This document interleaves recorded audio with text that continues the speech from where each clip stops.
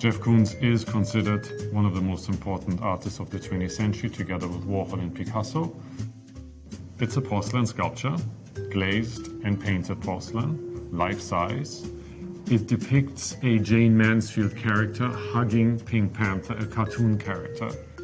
Pink Panther, immediately when he made it, became a sensation because it combines all the things you want in Jeff Koons: kitsch, sexuality, beauty, sense of humor. Sexuality is the driving force in Jeff's work, and eros is the key to all the great sculptures he made. There are only 4 Pink Panthers in the world. 1 in the Museum of Modern Art, 1 in the MCA in Chicago, 1 in the private foundation, and this one. So here we are in front of one of your most important sculptures, and I always wondered, who is Pink Panther in your eyes? What does he do, and what does he signify? Art is about empowerment, and that you have to start with your own cultural history, and a work like Pink Panther very clearly tries to communicate that each viewer's cultural history is perfect.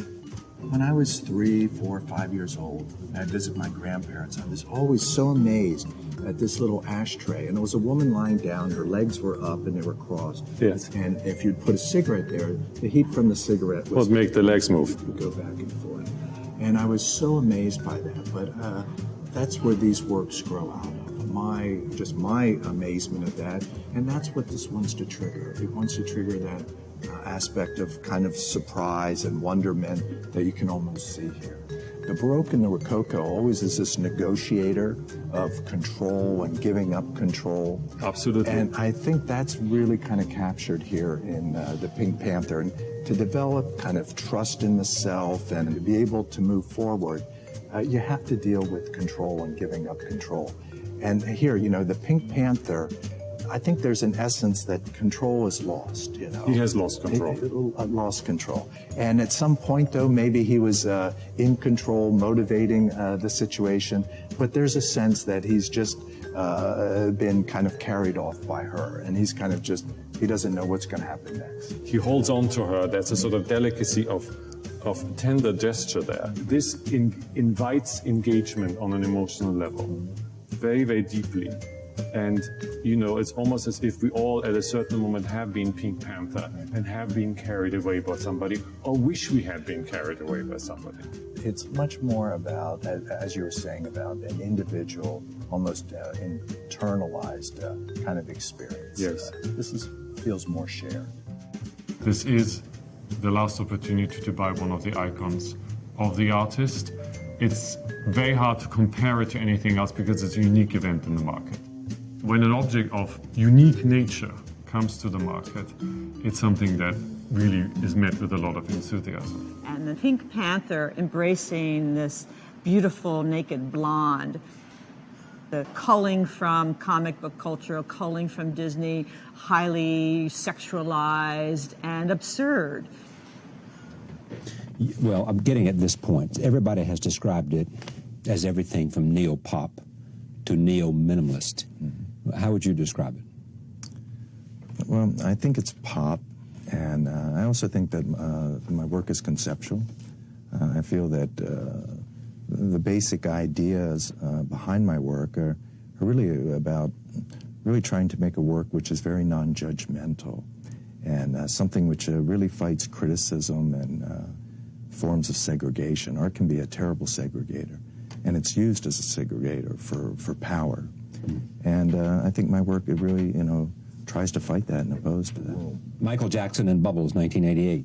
It's made out of porcelain. Right. And porcelain was always at the service of the kings, so I wanted to make work that, of course, showed how so many things have become very democratized because you can buy Capodimonte porcelain or any little porcelain object in different shops. Next one is Pink Panther, 1988. Another porcelain. Another Benaldi. Benaldi, right. Benaldi also used these dislocated images. So this is the back side of Pink Panther. Right. It's like a pin-up girl, and she just has this large Pink Panther over her shoulder.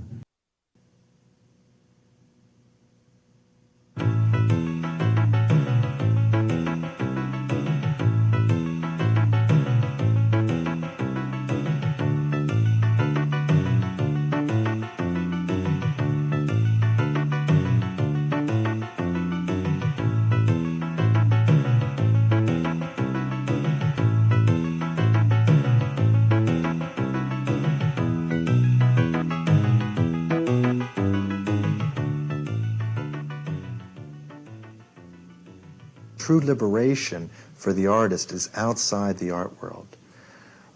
That's where one truly can be free and effective, because the only thing that matters outside the art world is effectiveness.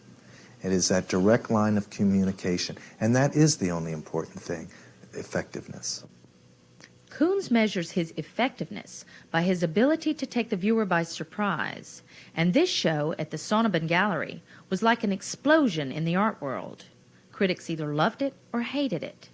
His objects, culled from popular culture, all seem vaguely familiar. This luscious Playboy bunny hugs a pink panther. In this elaborate, ambitious show, Koons has broken away from the traditional concerns of contemporary art and has instead focused on kitschy imagery like this pig, a penguin, and the truncated body of a woman. This is not elitist imagery. These works are calculated to seduce the general populace.